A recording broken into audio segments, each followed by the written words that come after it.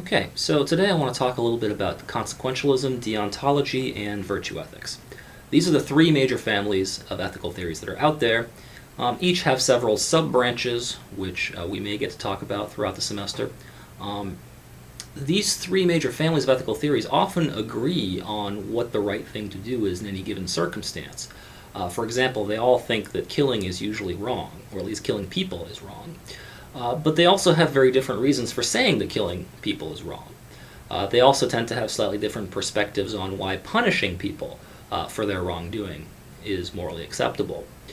So broadly speaking, consequentialism says that acts, and by acts we mean actions by individuals, but of course also laws, that acts are justified if they maximize good consequences, or at least they minimize bad kinds of consequences.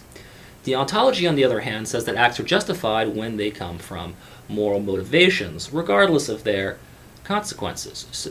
So when we ask whether an act is right from a deontological perspective, we ask what the kinds of attitudes or reasons the person had for acting the way they did, rather than focusing on the outcomes of those actions. Now, virtue ethics focuses less on the rules or rules of conduct, but instead they focus on the kinds of behaviors or habits or practices that promote good character among decision makers. Acts are justified, and I use justified here in quotation marks, when they stem from good people who balance different virtues, virtues like compassion, courage, beneficence, and so on and so forth. For example, when we come back to our example of why killing is wrong, deontologists like Kant will tell you that killing is wrong when it stems from motivations or reasons that are wrong.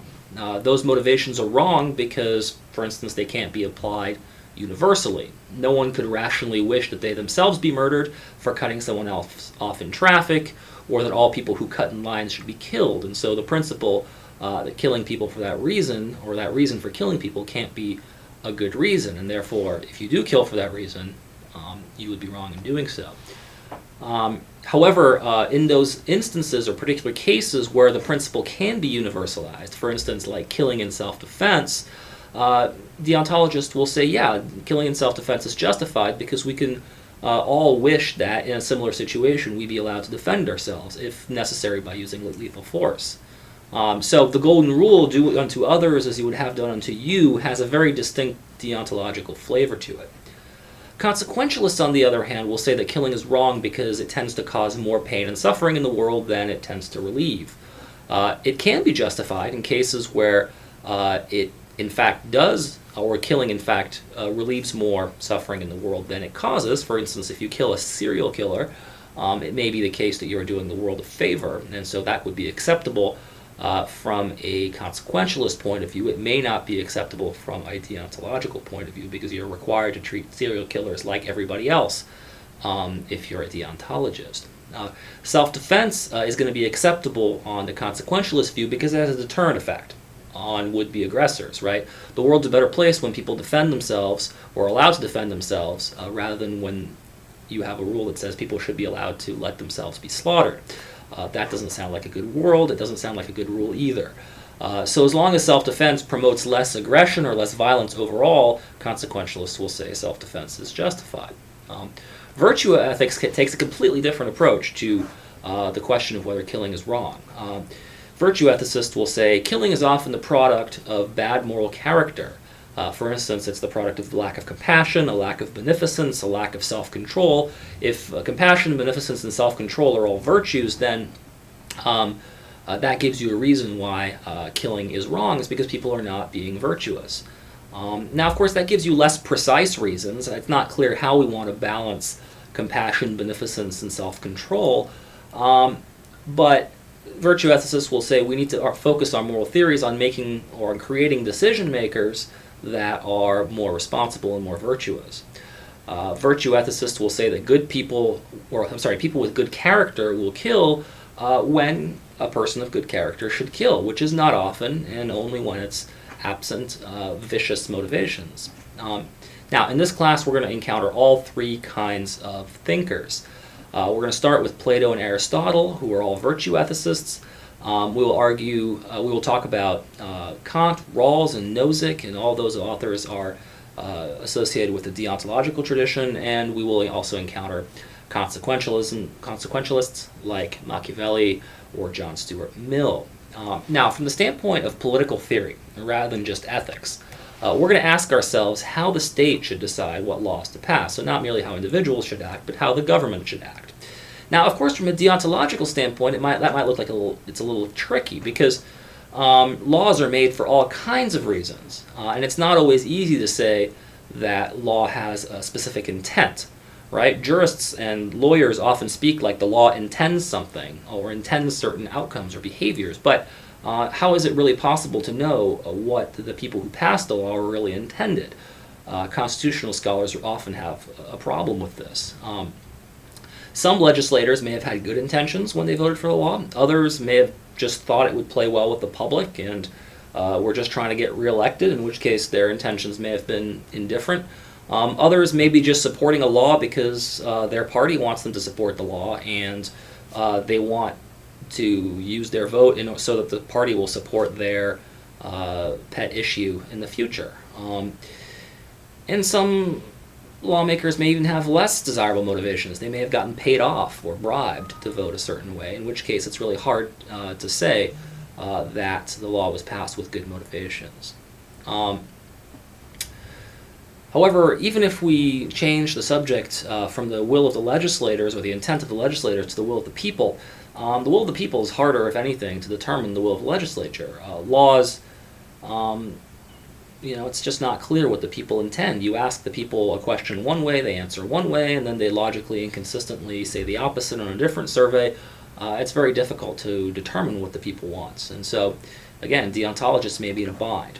However, laws do enshrine rules, and those rules can be analyzed to see if they could have stemmed from the right sorts of motivations. Not whether they were passed with good motivations, but if they could have been passed with good motivations. That is to say, whether they do in fact conform or are consistent with deontological rules, even if they weren't in fact well-intentioned. And for that reason, deontologists can get around this problem. For consequentialists, matters on the surface seem a little bit simpler. Right? You just determine whether a law is a good law based on whether it has good consequences or not. But in reality, the consequences of laws are actually pretty hard to determine. Laws can't always be judged on their own, by themselves, right? Sometimes they have to be judged on how well they play in a system of laws. For instance, state laws that require divorced husbands and wives to pay alimony to their former spouses don't work very well if there aren't also other laws on the books that force things like financial disclosure, that force people to reveal how much income they make and how many assets they have. You can't determine what alimony is owed unless you have that kind of information on the other hand. And so those laws have to work together. And in some countries, you have one law but not the other. It's hard to say whether it's a good law or not because it doesn't produce the kinds of consequences legislators may have intended. Now, when it comes to public policy, virtue ethicists sometimes look like deontologists, right? They look at the character and the motivations of the lawmakers when they pass a law, particularly determine whether that law carries any kind of political authority, right? So if the lawmakers were indifferent, bored, voted for a law for the wrong reasons, or were bribed, or did it for vicious reasons, you could say those kinds of laws don't really carry authority for people because they were passed with the wrong sort of motivations in mind. So they look kind of like deontologists. On the other hand, virtue ethicists often look at the rightness of a law and decide whether a law is right or not by more consequential standards. For instance, virtue ethicists often consider the law's impact on the character of citizens and the character of communities. Do these laws tend to make people more virtuous or less virtuous? What kinds of decision makers do these laws encourage? And what kinds of good habits or vices do these laws encourage? Do they make people more temperate, have more self-control, be nicer to one another? Or do they make people more vicious, more impatient, less generous with one another? So in that sense, the rightness of the laws are going to be judged by their consequences. Okay. Before I let you go, let me say a quick word about combining deontological and consequentialist arguments. Now, it's generally not advisable to argue that an action or a law is right or it's wrong both because of its consequences and because of its intentions. And the reason is that when you come up with a case that meets the consequentialist standards but doesn't meet the deontological standard, you now have to pick whether the act is right or wrong. Is it permissible or impermissible? You can't just pick and choose whether it's right or wrong based on personal convenience, because at that point you're going to be charged with being inconsistent and therefore being illogical. Being consistent means that you're trying to hold that something on the one hand is true and not true at the same time. And of course, things can't be true and not true at the same time, and so you have to resolve the inconsistency by dropping one of your premises or principles. So I'm going to leave it to you to decide whether you're going to be consequentialists, deontologists, or virtue ethicists in your arguments and in your essays, but remember that either way you have to be consistent.